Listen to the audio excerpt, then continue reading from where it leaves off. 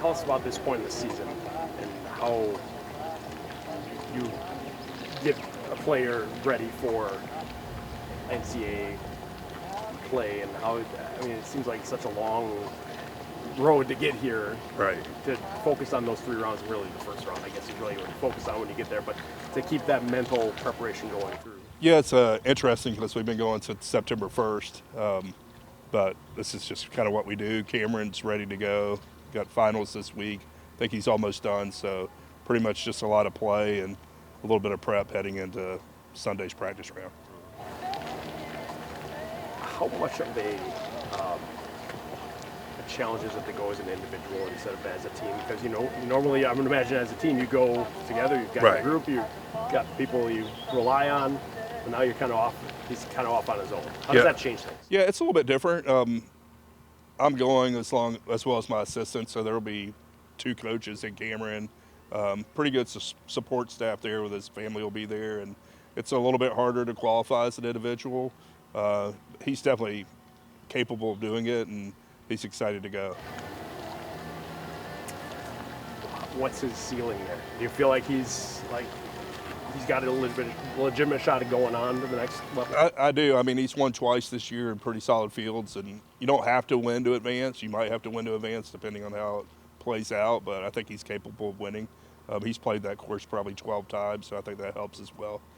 How does it work for individuals to qualify? So it's the low individual that's not on an advancing team. Okay. So it could fall in a different area. So if somebody is like first, and they're already on a team that's making it, they go down to the next. Yeah, you would go to the next, but it could mean winning. It could mean finishing 10th. You just really don't know until it's over. A challenge in golf here in this area throughout the season, dealing with weather and things like that. How does that prepare somebody for, you know, the unknowns of, you know, say he's played there, but you never know what the field is going to be like, what the weather is going to be like, what you might have to wait out. How does that being from this area, prepare someone? Yeah, I mean, I think just being in these elements, you know, our weather's been pretty good this spring, so that's made it a little bit easier. Cameron's from Wisconsin, still traveling the Midwest. So I think more that matters is playing on the same kind of grass that we're used to playing on. I think the weather will probably be okay. Where's this program at? Where do you feel like you've built things over the last few years? Yeah, I'm really excited what we've done. You know, 3 years in a row having some type of representation at NCAA's is a step in the right direction. Disappointed that we didn't make it as a team this year, but we were pretty close, and really looking forward to the future. And it's just been fun. We got really great guys, and they work really hard, and I mean, the ceiling's unlimited, I think.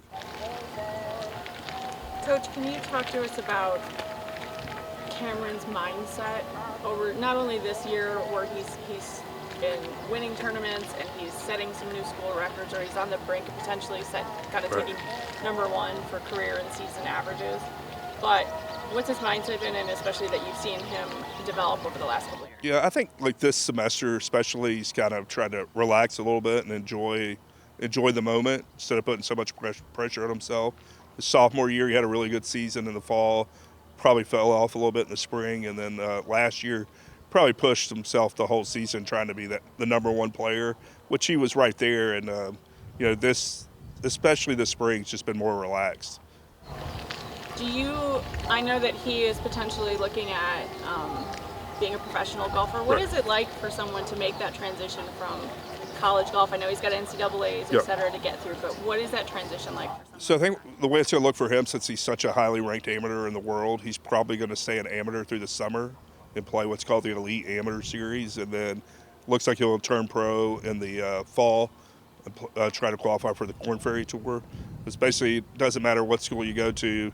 I mean, if you're not in the top 5 in the world in college golf, you're going to have to go through some type of Q school to advance to the pros. I think he has a great shot. And then how do